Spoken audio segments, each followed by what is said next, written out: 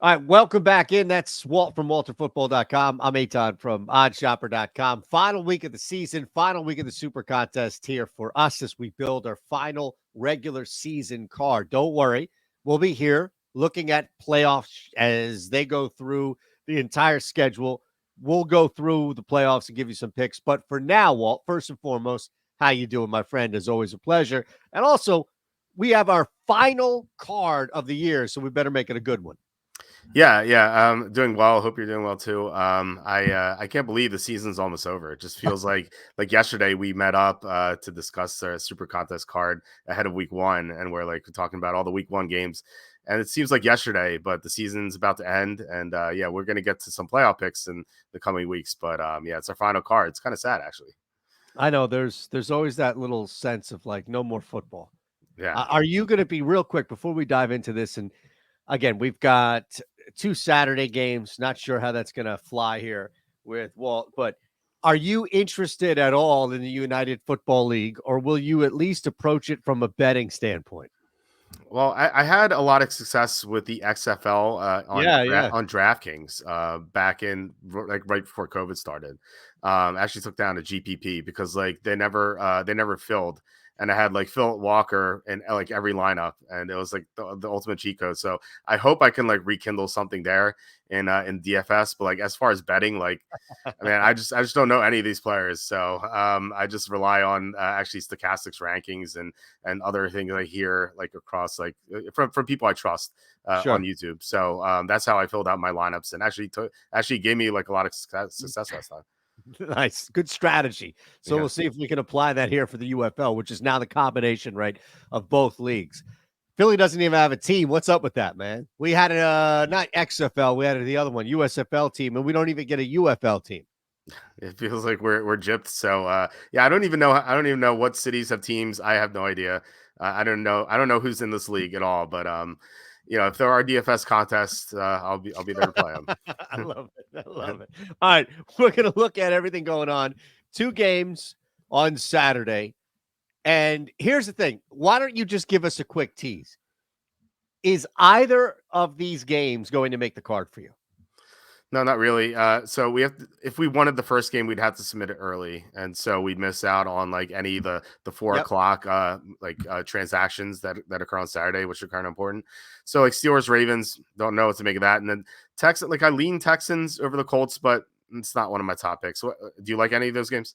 Not from a contest standpoint, but I actually bet Baltimore at +4. I feel like this is a preseason game, and we know how the coach approaches preseason games. We also know that there is a possibility, Walt, that if they don't beat Pittsburgh, and granted, I get it. Like ultimately, the retort is, well, why isn't he starting everybody? That's more for health and the fact that you don't want to look anybody in the mirror or yourself or anybody else if Lamar Jackson gets hurt in this game.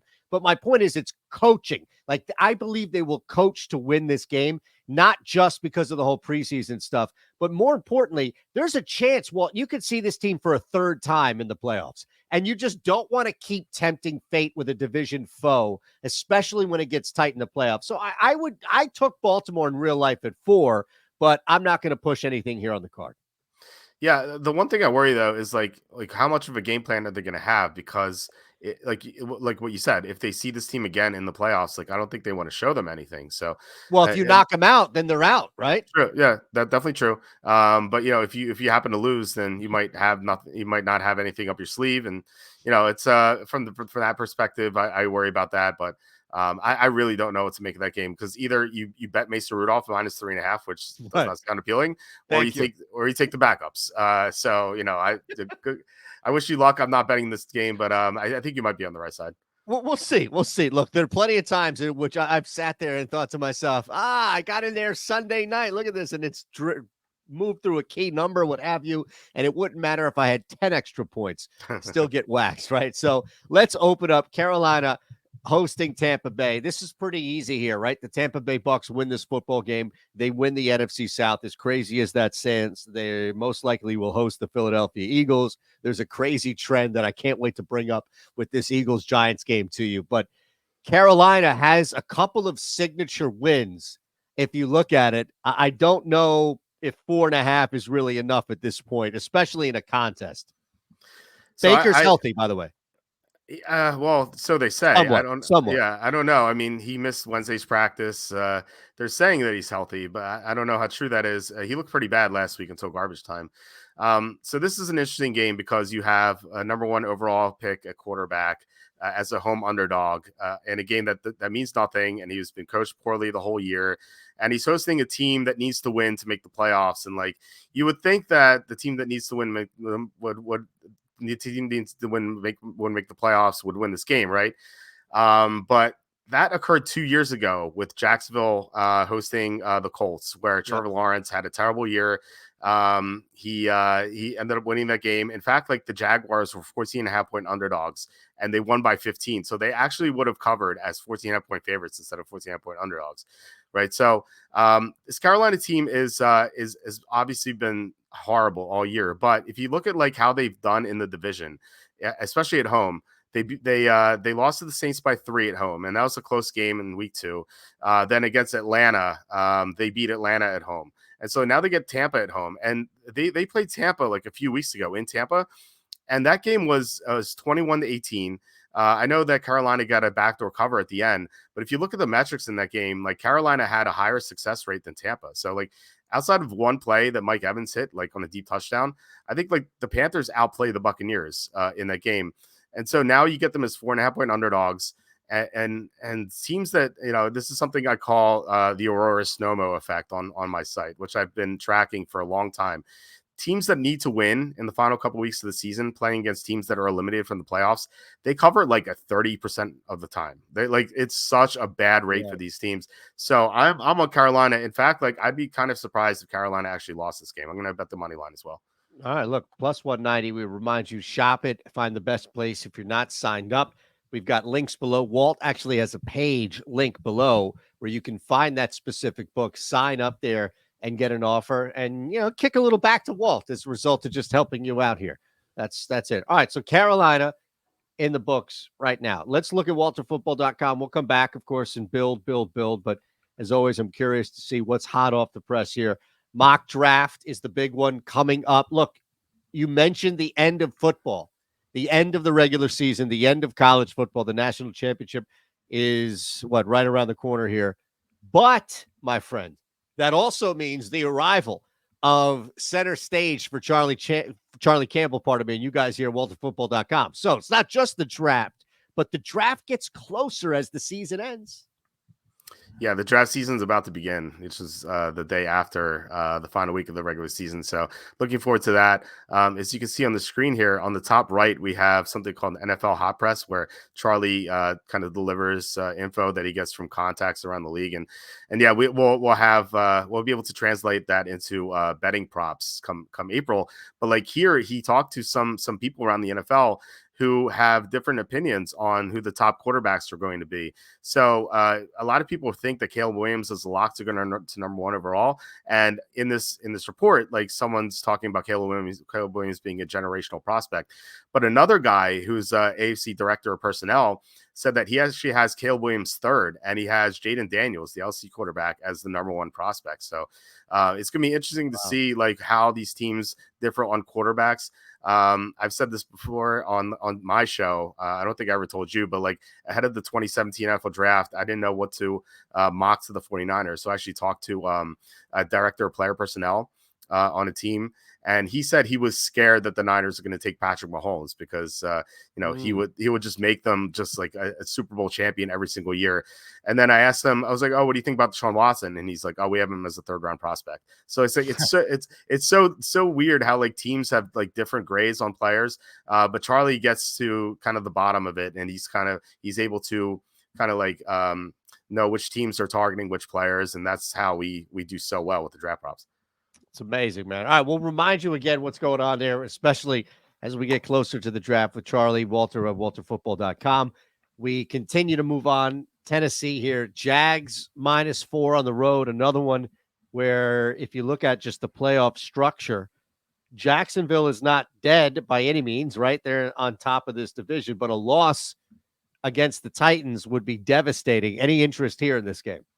Yeah, this is Aurora Sonoma game number 2 of 4 this week. The Jaguars need to win. The Titans are eliminated, and people are like, oh, why would the Titans play hard? Well, they would love to kind of like take the Jaguars out of the playoff race, kind of like that quote you always hear in like cartoons, like if I'm going down, I'm taking you with me, like Yep. like Yep. that sort of deal. Mike Vrabel, I assume, would have a great game plan prepared. He's 25-14 against the spread as an underdog of 3 or more. It's 8-4 against the spread at home.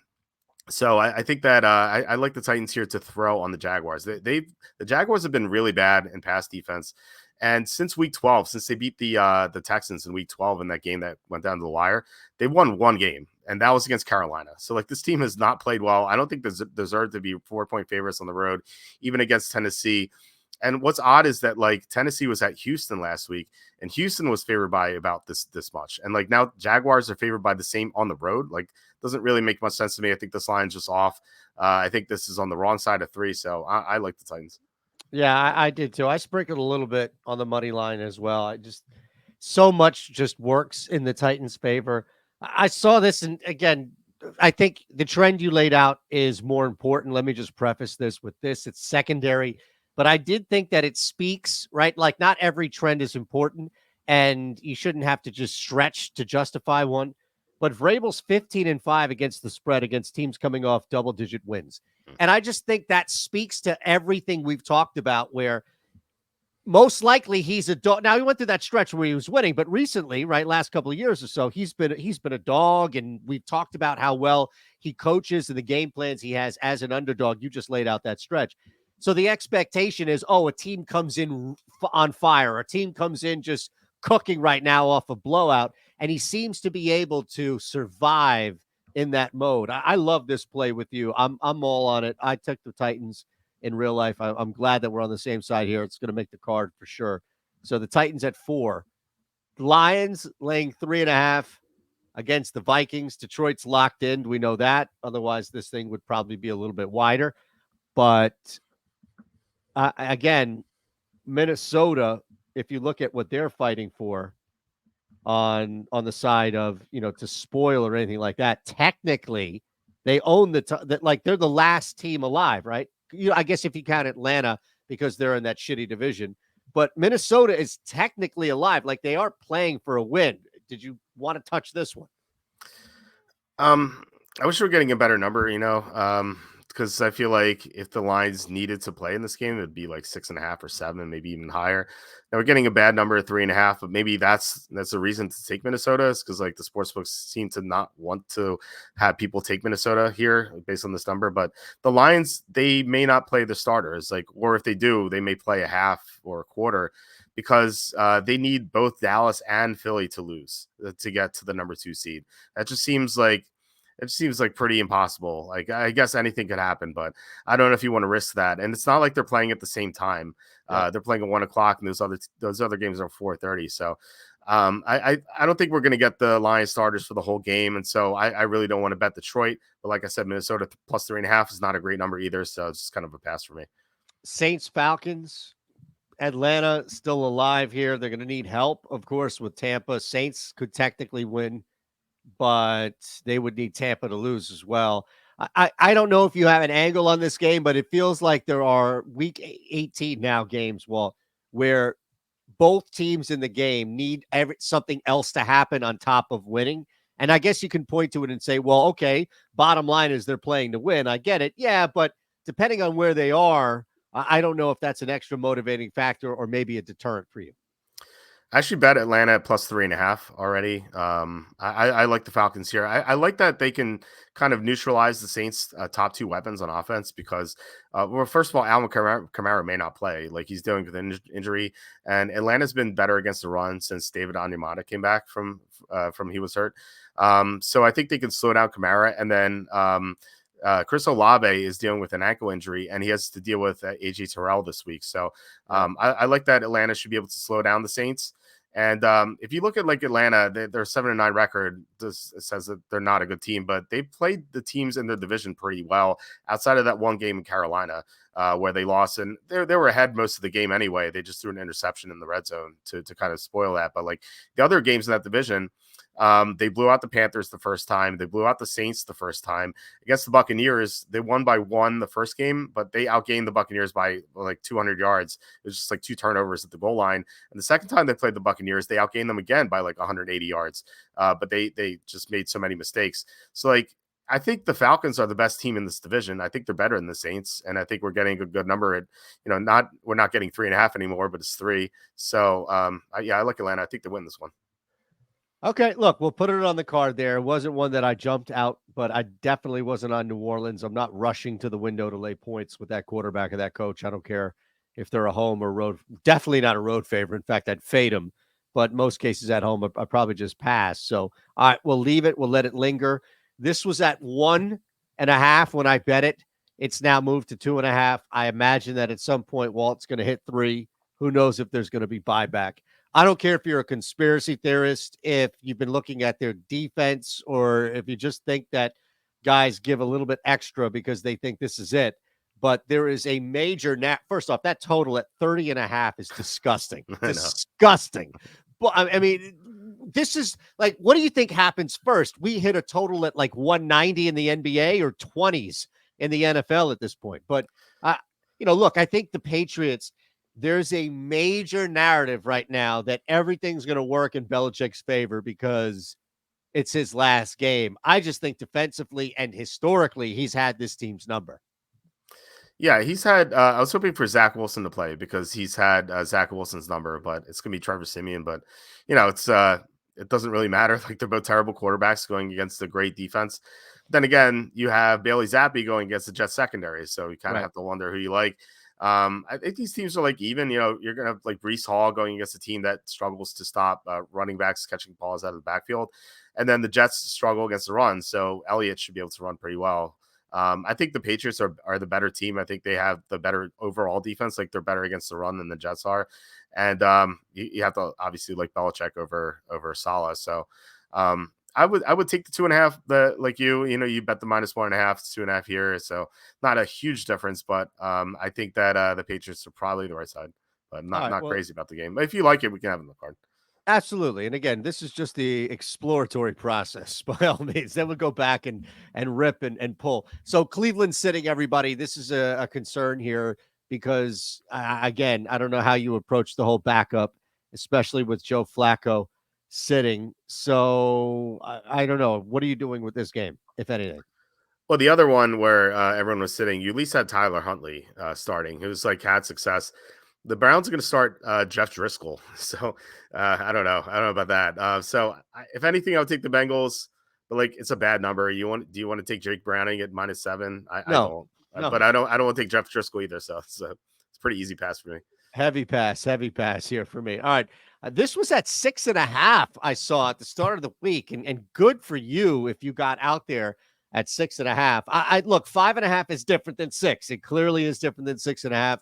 You've lost a little edge here. You're off a key number. So I'm not racing to the window to bet this, but it's just as bad. Now, I guess the biggest thing we have to factor, let's talk about this, I think first and foremost, is the weather, because the weather changes a lot, especially for the Giants. So how much interest do you have in this game, and how much is the weather, if you do have interest, impacting your decision? So right now, obviously, the weather can change a lot. Like, it's so hard to predict the weather. Like, I always love that. Like, like when you're handicapping a football game, you look at the weather as if it's like, you take it for granted. Like, it's like, oh, the weather's going to be this, but like the meteorologists never predict anything right anyway. So like, you're trying That's to predict true. two In our things area, at once. true, yeah. But what I'm seeing right now is it says slight chance of snow showers and 7-mile-an-hour winds. So it doesn't really look. Right. It doesn't look like anything like too bad. I think like winds of 20+ mile an hour. Like, I think that's when you look at it, or if like it's a heavy downpour or like super heavy snowstorm, but doesn't look too bad here. So with that in mind, I'm going to be on the Giants. I don't think the Eagles play their starters their entire game. They may not play at all. Like Nick Sirianni was saying that that like anything's on the table at this point. But I think that like if at halftime the Eagles are looking at the scores, like Dallas is up 27-7, like they're gonna want to bench the starters. And it's not like the Eagles are playing well enough anyway to warrant being favored by 5.5 on the road against anyone. So the Giants seem appealing to me as long as Tyrod Taylor plays. I know he picked up something during the week, but if Taylor's in, I think the Giants win. I actually think they win this game, so money line looks pretty good. Me too. I was hoping to get it at 2-1. We'll see. We'll check Odd Shopper and see if it's out there. But absolutely, I'm on board with that. Tyrod Taylor's going to throw the ball, and they have nothing to lose except just to take risk. And Taylor could drop back and throw the ball a ton. We saw him instantly take advantage with Darius Slayton right when he took over for Cutlets. So again, if Taylor's out, like if they're a better football team, arguably they're a better football team with the starters in Philadelphia in, just because of how poorly Philly's been playing. If you add the starters leave, even if the starters leave in the second half, Tyrod Taylor he's not going anywhere. So they should carve. I love this. I think it's a preemptive play. Those usually play out on week 18 in our favor. So far we've got just a heads up and a reminder, hit the thumbs up button, make sure you're subscribed, head on over walterfootball.com, and we'll tell you a little bit more about what Charlie and others are doing there, including Walt. But just a reminder, we've now hit the afternoon to evening spot. So we still have we have a bunch more games here. We already have 5 on the docket. All right. And I love the next game, just so you know. Me too. There we go. So we're just going to say Chicago +3 and move on, or what? Of course, yeah. I mean, we've been betting Chicago all the second half of the year. There's like in a different parallel universe, like they could be 6-0 right now after Justin Fields came back, because the 2 games they lost was the one game against Detroit where they were up big and then they blew the lead, and then the second game was when they were up 2 touchdowns against the Browns and then they dropped the Hail Mary. I don't think people understand how good the Chicago team is. I was actually hoping that I could find Super Bowl odds for next year already and bet the Bears to win the Super Bowl. They have a ton of cap space. They're the number 1 pick. They have number 10 pick as well. They're set up for so much success. I think that they're going to be a force next year. And as soon as those odds come out, I'm going to bet the Bears. Love it. Nothing to add. This is a big game for Justin Fields for multiple reasons here. This is normally a team, like you mentioned, a bottom feeder type scenario where they're just trying to play spoiler. Chicago is playing well. Sweat's a rival. You talked about that from day one. The numbers are just insane. The defense you can just pin it right since his arrival here. So all good. We're on the same page there. I can't imagine that leaves the card. So Bears +3. We're 6 games in. This is a big one here. Dallas wins. Clearly, I mean, I can't imagine them losing the game. It's just a matter if you believe in Washington covering the spread. I would if Jacoby Brissett were starting. So I was waiting on that. And then first of all, it was announced that Sam Howell was going to start. So I automatically had an interest in Dallas. And then I saw a report from NBC Washington yesterday saying that some of the veterans may sit for Washington. And I think that it's because they want to tank and get the number 2 pick in the draft. Like even if they don't sit, like the veterans know that they're playing the worst quarterback because Brissett's obviously better than Sam Howell. They just want to lose on purpose. So I locked this in already. I bet it at -13. I think if it's announced that some of the veterans sit, this line may cross 14. So I think Dallas wins this one pretty easily. So you want 13 on the card? It's going to be on my card if you like them enough. I don't know if you do, but I think that Washington seems to want to lose this game intentionally. So, like, why just want to bet the other way? The only issue if Dallas was just a little bit better on the road, right? Like it's hand gift wrapped to them here. Take this game by 17 points. They probably will. Next in Arizona, Seattle, Arizona. This one's tight. This one also, look, Seattle loses and forget about it. It's over. They technically have the 8th spot. So Green Bay loses, Seattle wins. They're in. But again, you need something else to happen. You're on the road. Arizona has been so weird. It's hard to think that they don't come down after that ridiculous victory against Philadelphia. So but again, you're sitting at 3. So who the hell knows? I had no interest in this game. Yeah, me neither. I don't know if you saw the shot of the Cardinals GM when is the Eagles Cardinals game in the 4th quarter on TV. They had they showed the Cardinals GM on the sideline, and the Arizona had the lead at this point, and he looked sick to his stomach.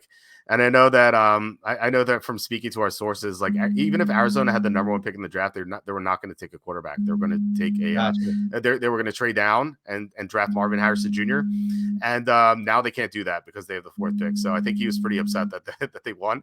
So that makes you think that like maybe they lose this one on purpose, but I don't want to. That's just a hunch. I don't want to bet on that. So I would lean Arizona, but I don't like this game either. Gotcha. Is somebody calling you right now?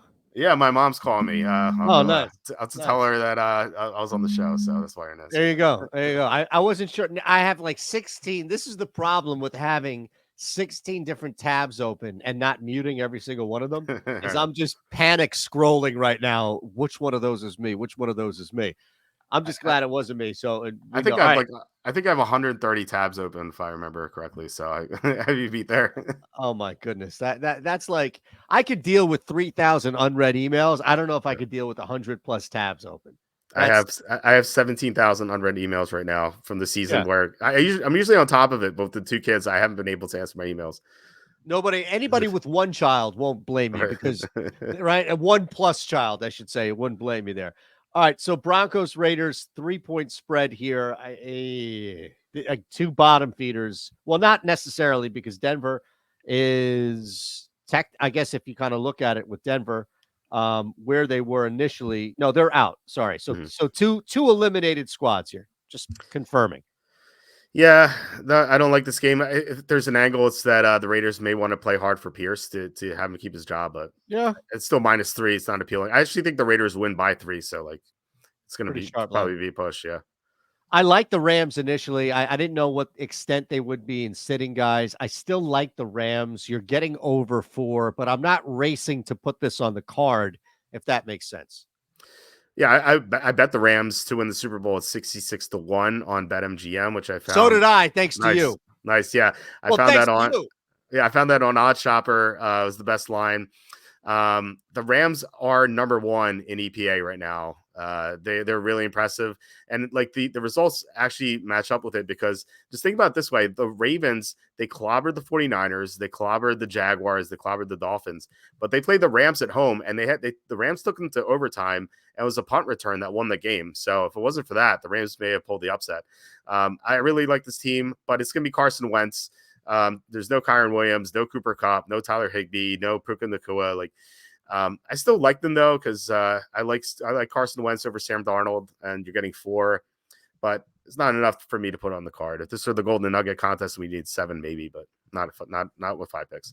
So real quick, I just want to get this out before the playoffs begin because we know the Rams are in there, but Kyron Williams fits the bill for, and we did this last year. I know I talked about it with you. It was one of the futures that I was able to hit in the end in the playoffs, which was the playoff rushing leader.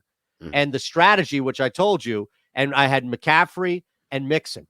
So the strategy was identifying a wild card team that has the necessary potential / number 1 back to play 3 games to get to either a conference championship or ultimately a Super Bowl. And there wasn't even a sweat with McCaffrey. So while McCaffrey's still, like, these guys are live, McCaffrey's going to have a bye. So now you can look at, somebody in that regard. Maybe it's the Rams, maybe it's somebody in the AFC, but that's a team that can go deep. Yeah, I mean, I think they're going to win the round 1 matchup, like no matter who they play against. If it's Dallas or Detroit.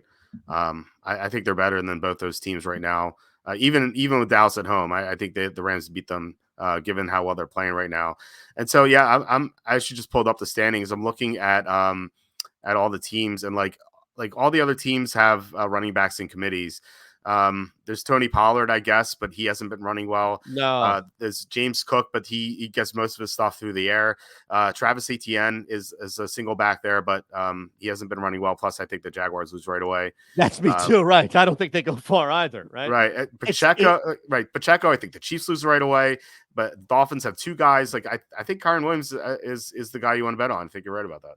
Look at that. See? All right. I'm good with that. Nothing more. So are we adding the Rams? I think, or no? If you really want them, no. That's fine. I was just bringing it up for as far as the lean is concerned. Chiefs, Chargers, 3.5. Clearly, everybody's resting. This is just a rest game for everybody. Yeah, Easton Stick. You want to bet Easton Stick as a 3.5 point favorite, or do you want to bet Blaine No. Gabbert? That's best. Luckily, we don't have Yeah, to bet every game. that's very true here. Very true. Now, at the start of the week, I bet Miami, gave it out on the Odd Shopper Discord. So if you join Odd Shopper, you get the 2 free months of the Discord. Or if you join through BetMGM, that's fine. That's a different thing. But if you join Odd Shopper, you get the 20% off. That's the thing I'm talking about. 3. It was at 3. I love 3. We got it at 3. It's now moved through 3. I think I'm on the right side there at 3. It's at 2.5. This was a Miami game for me. And I think it's about regression. It's about bouncing back, but it's also just about Buffalo. I don't necessarily know if they're as good as advertised. They're a good team, but I really like Miami kind of in a bounce back spot, assuming that Tua's shoulder is not as bad as it looked initially, or his head, anything else. It looks like he's okay. Yeah, that's the one question I have here for Miami is Tua healthy? Now, I don't ever want to back an injured quarterback, but if he's 100%, then I think you're on the right side of 3, and that's where the sharp money moved to 2.5. So at 2.5 is far less appealing. Most games land on 3, and I think that Buffalo by 3, Miami by 3, like in some order, those are the 2 most likely results of this game. And so with the 3, you got the win and the push, but at 2.5, you only get the win with 1. So. Yeah, it's a pass for me at 2.5. At 3, I think that you have some. You make a good point about Miami at 3, assuming the 2 is healthy. But I just don't know. I think it's a big question mark. So if you get some like good reports about Tua, like looking good in practice and everything, then I think that even at 2.5, you might be able to take Miami. But I'd want to know his health first. Miami's covered their last 6 division home games. Just so you know.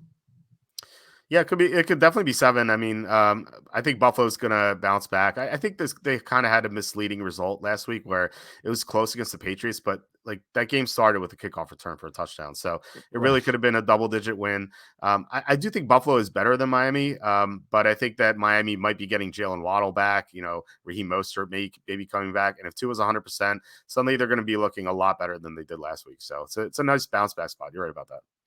I think that's the bigger thing. And again, I get why they're dogs, but I took the points with that. I didn't sprinkle any money line with it at all. All right. So look, as crazy as this began, my friend, and we'll take one more look here at walterfootball.com and kind of bounce around. Reminder, the hot press, you broke that down earlier. Charlie Campbell's mock draft, your picks against the spread for week 18. You have a ton of stuff up here, man. Yeah, we have content for everything with the NFL. So if you like the draft, we have 2024 and 2025 NFL mock drafts plus other stuff. Picks against the spread. We also have college picks. We have the pick for the national championship. And once the regular season's over in the NFL, we're going to have NBA picks against the spread too. We have fantasy rankings. We have DFS content. Black Monday's coming up with the coach firing. So we have grades for every coach firing there. And then once free agency starts rolling around in 2 months from now, we're going to have grades for every signing and trade. So yeah, you could get all that at walterfootball.com. All the content's free. So check us out. All right, brother. Here we are. We've got really just to remove 2 games.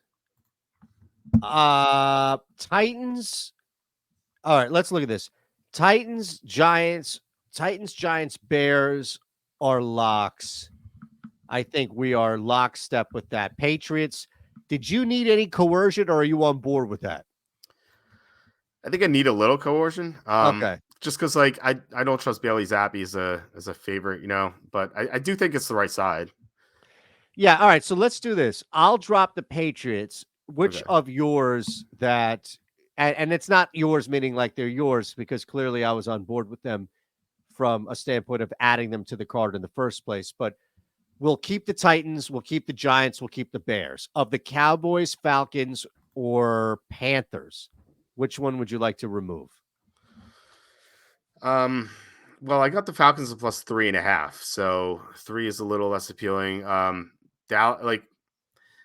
Dallas is the one that kind of doesn't belong, right? Because they're and I think you're right. Like they do play worse on the road.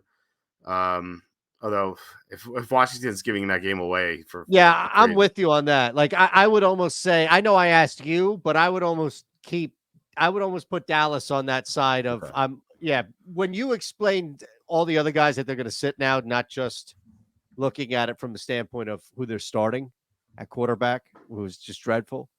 Yeah. So should we just get rid of Atlanta because of the contest? Atlanta's 3.5. You're saying though, right? Yeah, well, they were 3.5 a couple days ago. So yeah, I think It's either I think that or I'd rather. Carolina. Yeah, I mean, do you have a preference? Because I think I'd lean toward getting rid of Atlanta, but if you have a preference, we can go that way.